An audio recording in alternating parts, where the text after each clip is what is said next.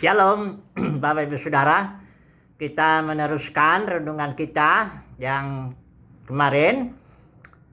Kita waktu itu berbicara mengenai kirbat dan anggur, ya.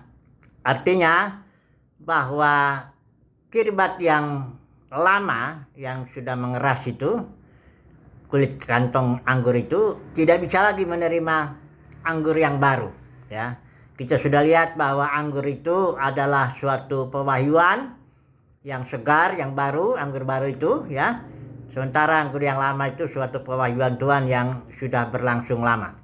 Nah, kita berbicara soal kirbat dan anggur ini terkait dengan usaha kita atau usaha kita lah ya untuk mencoba mendefinisikan umat kerajaan itu seperti apa dia, ya.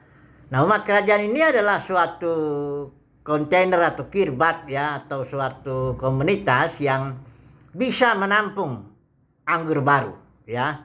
Karena dia, nanti kita lihat dia itu bersifat organis ya, organisme. Oke.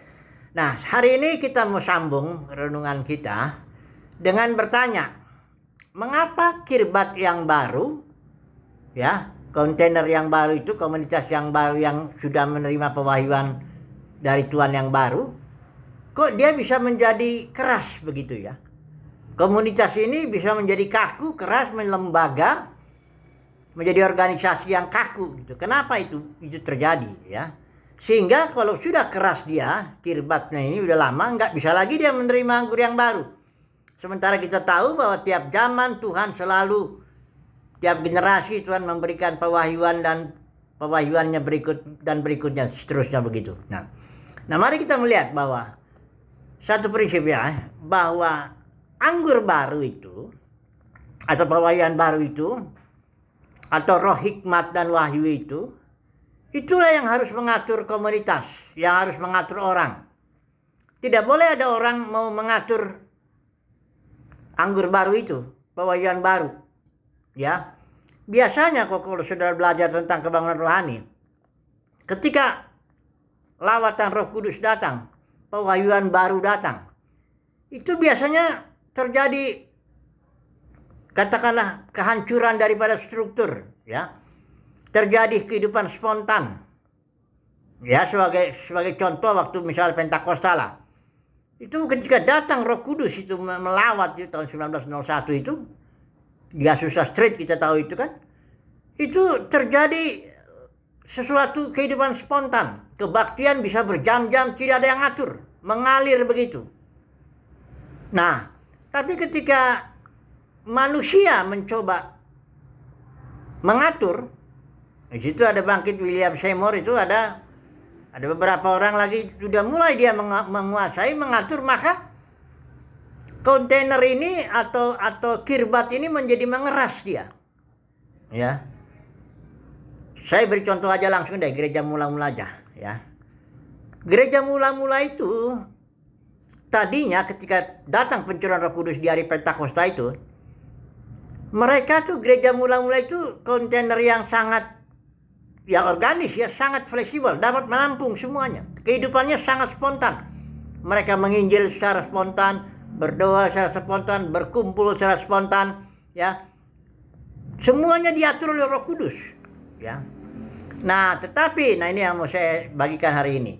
Ketika manusia mencoba mengatur pergerakan Tuhan, disitulah mulai kirbat ini menjadi mengeras dan menjadi tua, ya, menjadi kaku, ya. Nah, mari saya baca dulu ya, Kisah Para Rasul ini sering saya baca, tapi sekarang kita baca dulu sekali lagi ya, Kisah Para Rasul 20 ayat yang ke-28. Ini yang mau mengatur pergerakan Tuhan atau Roh Kudus itu tentu para pemimpin, ya. Mari kita lihat ya, ayat 28 saya bacakan ya.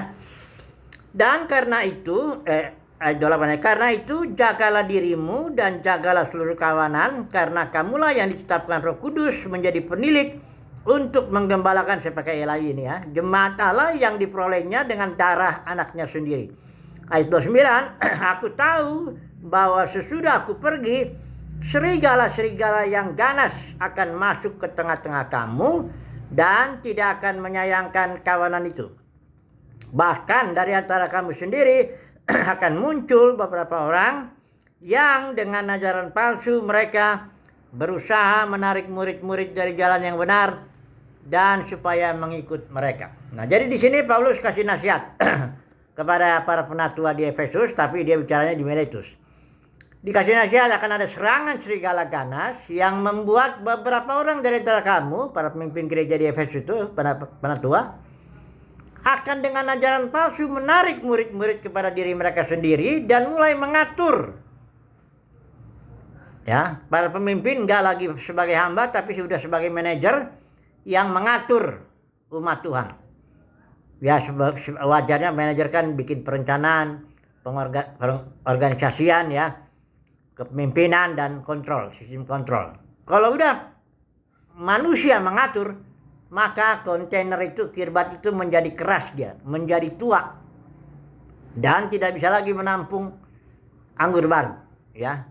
Nah, ini kita melihat, kalau kita lihat ini nubuat Paulus ini ya, kemudian dalam zaman Rasul Yohanes itu tahun 90 atau 95 Masehi, itu gereja, 7 gereja di Asia Kecil, itu sudah mengeras. Dia sudah dimasuki oleh 3 ajaran palsu, Jezebel, Biliam, Nikolaus, yang membuat para pemimpin menarik murid-murid kepada dirinya. Ada di situ Diotrephes, bahkan dia berani menolak Rasul Yohanes, ya. Jadi sudah mulai mengeraslah kirbat ini. Karena apa? Karena serangan serigala ganas kepada para pemimpin yang para pemimpin ini mau mengatur anggur baru itu, ya. Mereka mau mengatur umat Tuhan. Sebenarnya para pemimpin tidak boleh menarik murid Tuhan kepada dirinya sendiri. Sesuai Efesus pasal 4, para pemimpin hanya boleh memperlengkapi saja.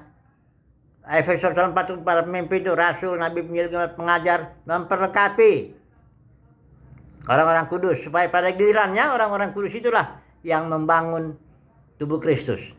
Para pemimpin itu hanya boleh berfungsi sebagai, kalau Kolose 2:19 bilang, Kolose 2:19 bilang itu seperti urat-urat dan sendi-sendi yang mengikat dan mempersatukan tubuh, tapi masing-masing semua berpegang kepada kepala. Dengan demikian tubuh yang adalah organisme bisa menerima pertumbuhan ilahinya. Nah, kalau tubuh Kristus itu atau komunitas itu atau kontainer itu atau kirbat itu tetap diatur oleh Roh Kudus, ya. Tidak ada para pemimpin yang mau mengatur umat Tuhan gitu. Maka kirbat itu akan terus bisa menampung pewahyuan, terus bisa menampung. Nah, jadi sini masalahnya ini ya. Gereja mula pecah menjadi puluhan ribu denominasi itu gara-gara ini, kisah para Rasul 20 ini, serangan serigala ganas kepada para pemimpin. Sehingga para pemimpin melingkarkan diri, tarik murid kepada dirinya, ya. Pemimpin yang sana juga tarik murid kepada dirinya, akhirnya gereja tercabik-cabik itu, terpecah-pecah menjadi puluhan ribu denominasi sekarang. Dan masing-masing denominasi itu akhirnya akan menjadi kirbat yang keras, kirbat yang tua. Tidak bisa lagi menampung anggur baru, ya. Makanya gerakan Tuhan pewahyuan baru itu selalu terjadi di luar struktur.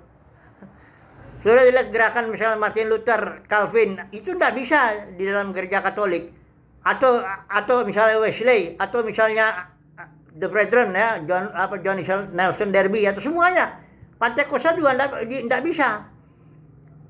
Karena kirbat yang lama ini sudah mengeras, sudah kaku, sudah diatur dengan rapi oleh para pemimpin, ya, udah nggak bisa lagi menerima sesuatu yang baru, ya. Nah, jadi ya, sekarang kita ambil kesimpulannya begini. Umat kerajaan itu jadi sepertinya apa? Umat kerajaan itu orang-orang yang, kalau saudara di kitab Wahyu pasal 2 pasal 3 itu orang-orang sederhana yang para pemenang yang di luar sistem yang sudah kaku itu.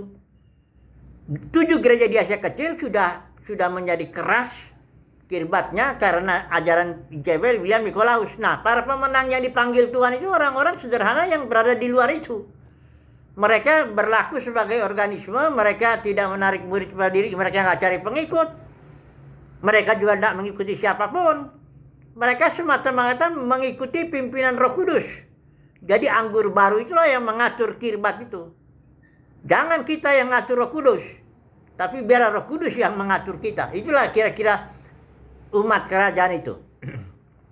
Umat kerajaan adalah orang-orang yang mendapat kasih karunia untuk merelakan diri dipimpin Roh Kudus setiap hari kemana saja Roh Kudus mau. Itulah dia ibadah dalam roh dan kebenaran. Ya, semoga saudara dan saya tidak ambil bagian dalam usaha-usaha untuk menarik murid kepada diri sendiri, apalagi narik uang murid-murid Tuhan kepada diri sendiri, bangun kerajaan sendiri, bangun kirbat. Itu kirbat lama itu, kaku dia ya.